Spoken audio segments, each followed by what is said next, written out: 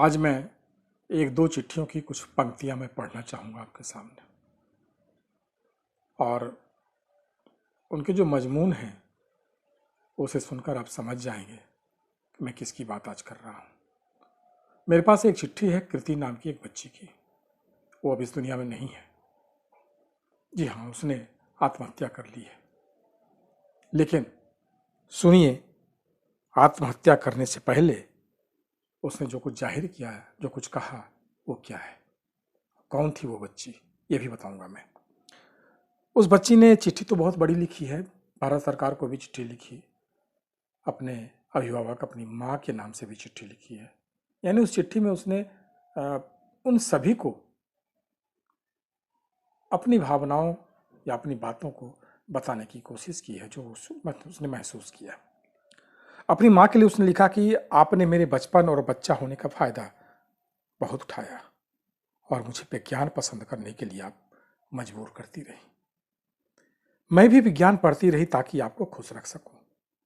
मैं quantum physics और astrophysics जैसे विषयों को पसंद करने लगी और उसमें ही बीएससी करना चाहती थी। लेकिन मैं आपको बता दूं, मुझे आज भी अंग्रेजी साहित्य और इतिहास बहुत अच्छा लगता है, क्योंकि मैं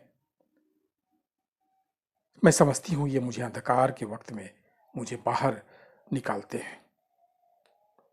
कीर्ति अपनी मां को चेतावनी देती है आगे, कहती है इस तरह की चालाकी और मजबूर करने वाली हरकत 11वीं में पढ़ने वाली छोटी बहन से मत करना।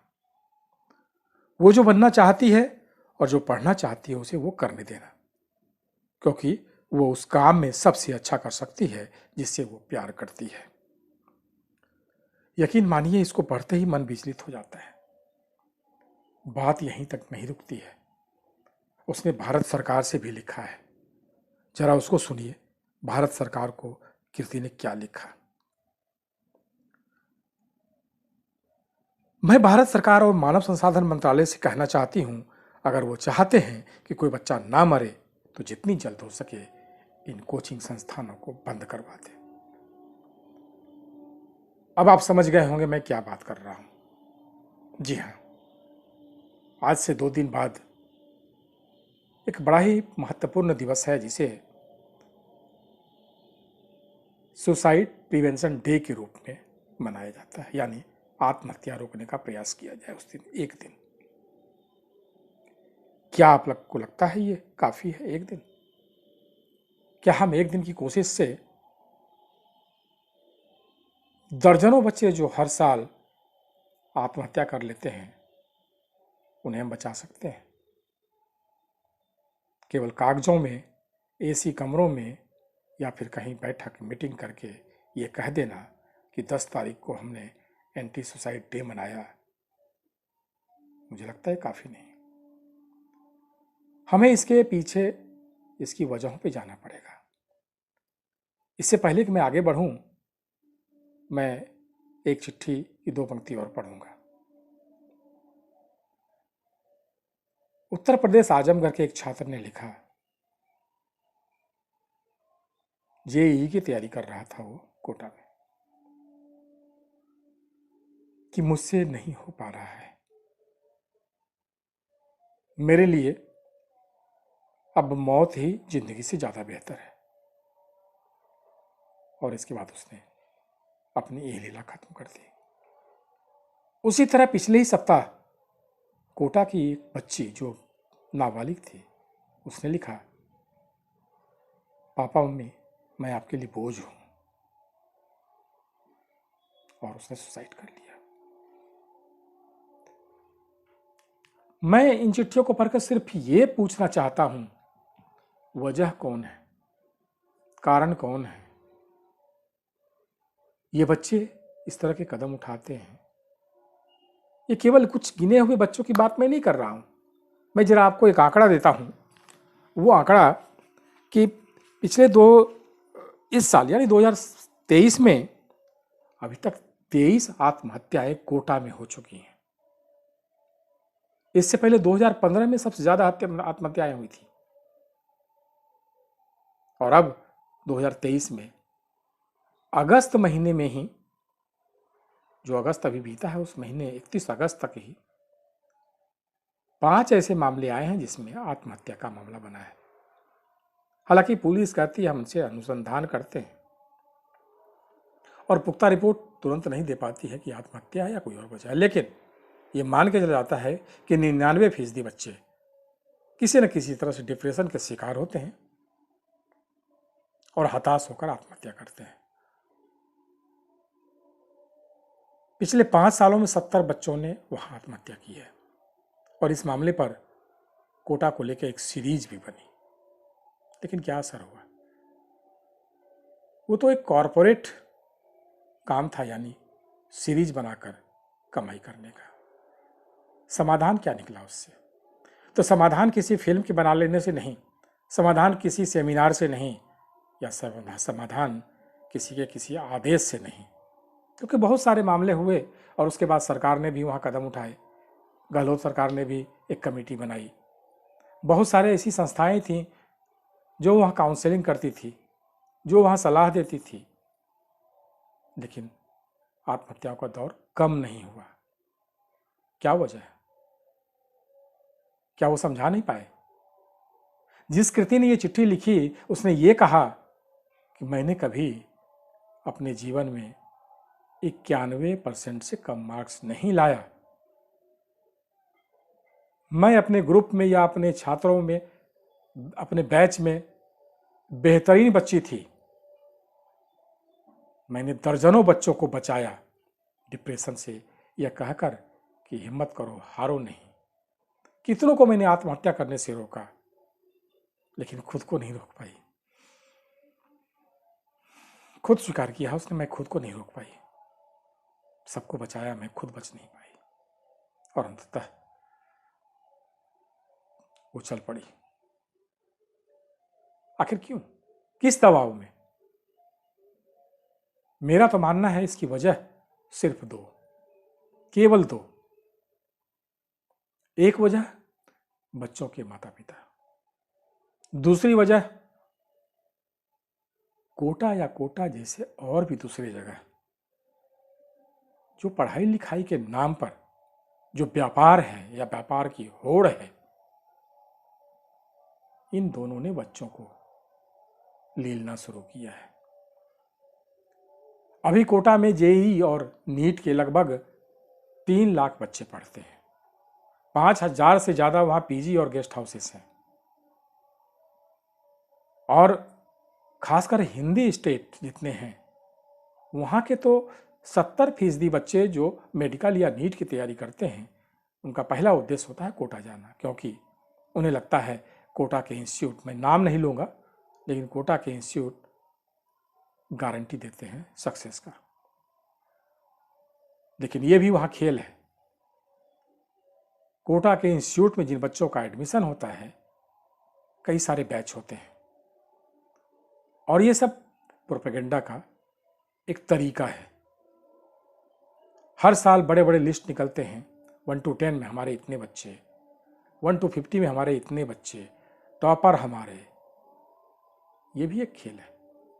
एक ही बच्चा 4-4 इंस्टीट्यूट का स्टूडेंट होता है और पैसे देकर या कहीं खरीद कर उन्हें लिए जाते हैं।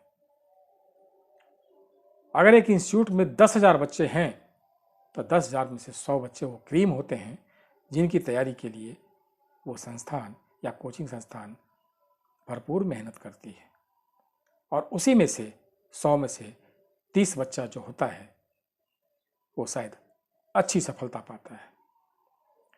तो मानकर चलिए अगर साल में 3 लाख बच्चे वहाँ हर साल वहाँ आते हैं तो 3 लाख में कितने बच्चे सक्सेस होते हैं? ज़्यादा से ज़्यादा 10% बच्चे, उससे ज़्यादा नहीं। हर साल का आंकड़ा उठा कर देख लीजिए। इसका मतलब है कि 90% बच्चे उस लायक नहीं हैं, या तो पढ़ाई में कमज़ोर हैं या फिर उनकी स्ट्रेटेजी कमज़ोर है या फिर ज़बरदस्ती उन्हें वहाँ भेजा गया है या फिर अपनी इच्छा से जाते तो हैं लेकिन वो एक बहकावे में रास्ता भटक जाते हैं। 10 तारीख को लोग कहेंगे आत्महत्या रोकने की कोशिश की जाए एक दिन, क्यों नहीं इसका कोई एक परमानेंट इलाज खोजा जाए। साउथ की एक बच्ची ने लिखा था, उसने कई अटेम्प्ट लिए नीट के लिए, नीट क्लियर भी कर लिया, लेकिन उसे इतने अच्छे मार्क्स नहीं मिले कि सरकारी कॉलेज मिल सके, गरीब थी, उसने आत्महत्या कर ली। साउथ के एक लड़के ने भी ऐसे ही आत्महत्या कर ली। सरकार को उसने लिखा भी कि कृपया नीट को खत्म कर दिया जाए, लेकिन ऐसा नहीं हुआ। कुल मिलाजुलाकर छात्रों पर जो दबाव बनता है, वो दबाव बनता है चाहे जैसे करो, मर के करो, जी के करो, तुम्हें करना है। ऐसी हालत में जीने से बेहतर जो बच्चे हार जाते हैं वो मर जाते हैं, आत्मसमर्पण कर जाते हैं। अभिभावकों का जो सहाय होता है पैसे के दम पे या दिखावे के दम पे,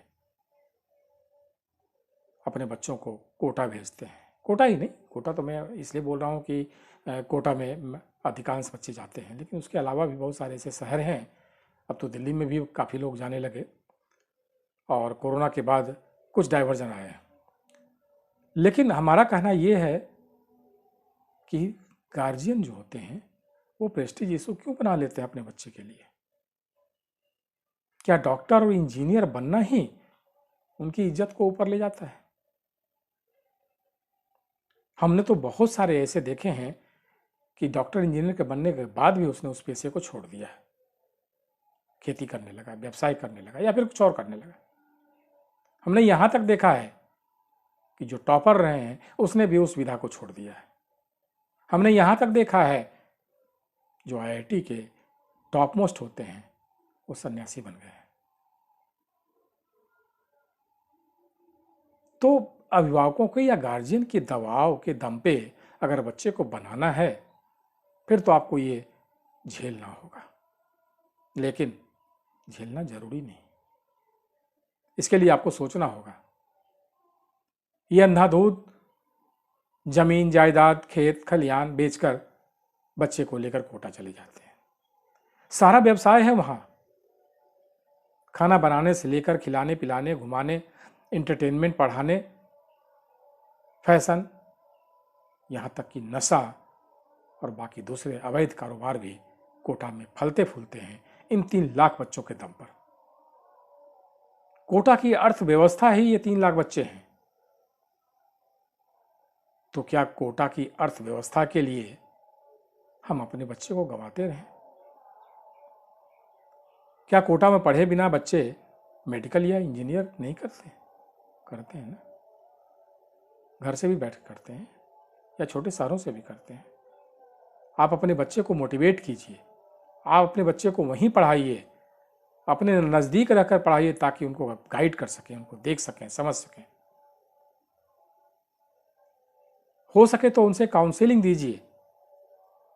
आप बच्चे को देखिए, आप एक बार कोटा लेके जाते हैं और उसे वहाँ हॉस्टल में या पीजी में सौंप कर चले आते हैं। आपसे बेहतरीन अभिभावक वो पीजी या गेस्ट हाउस वाले नहीं होते हैं, उन्हें सिर्फ पैसे से मतलब होता है। बच्चा कैसे जीता है वो ये नहीं देखते हैं।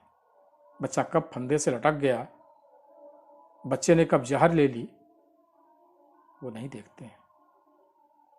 वो दिखता तब है जब बच्चे की सूचना आपको नहीं मिलती है या बच्चे की सूचना आसपास नहीं मिलती है, तो 8 घंटे 10 घंटे बाद पता चलता है कि बहुत बड़ी भूल हो गई। इस भूल को सुधारिए। हम तो कहते हैं सरकार भी इस पर कदम उठाए। इस तरह के कोचिंग संस्थान में जो भेड़िया धसान पैसों के दम पर एडमिशन लेते हैं, उन्हें लोभ देते हैं, गारंटी देते हैं और गारंटी देकर हर तरीके से चूसते हैं, मानसिक, आर्थिक, शारीरिक रूप से जो शोषण होता है कोटा में या फिर ऐसे संस्थानों में, उस पर रोक लगाया जाए, उस पर किसी तरह के नियम बनाए जाए ताकि हर साल दर्जनों मरने वाले बच्चे बच जाएं। माता पिता का अरमान होता है कि बच्चा बड़ा होकर सहारा बनेगा, लेकिन बीच रास्ते में ही छोड़कर चला जाता है। लेकिन ये भी मानिए, कीर्ति और मनोज जैसा भी लड़का है, या कीर्ति और मनोज जैसे भी लोग हैं जो चले तो गए, लेकिन समाज के साथ साथ अपने माँ बाप को ये मैसेज देकर गए, आगे ये गलती मत दोहराना। हमारे दूसरे भाई बहन को फिर इस तरीके से मत पढ़ाना। वो जो पढ़ते हैं उसे पढ़ने दो, जो करते हैं उसे करने दो। लाठी और डंडे के दम पर पढ़ाई नहीं होती, और लाठी और डंडे के दम पर रास्ता नहीं दिखाया जा सकता है। रास्ता आप दिखाओ समझाकर, रास्ता आप दिखाओ हौसला देकर, रास्ता आप दिखाओ उत्साह जगाकर। आप आदर्श बनो, तभी आपके बच्चे बनेंगे।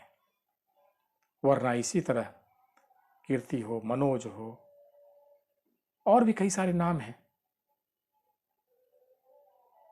दुनिया से जाते रहेंगे, कोस कर चले जाएंगे। रोकिए, केवल 10 सितंबर को नहीं, हर रोज रोकिए, प्लीज हर रोज रोकिए।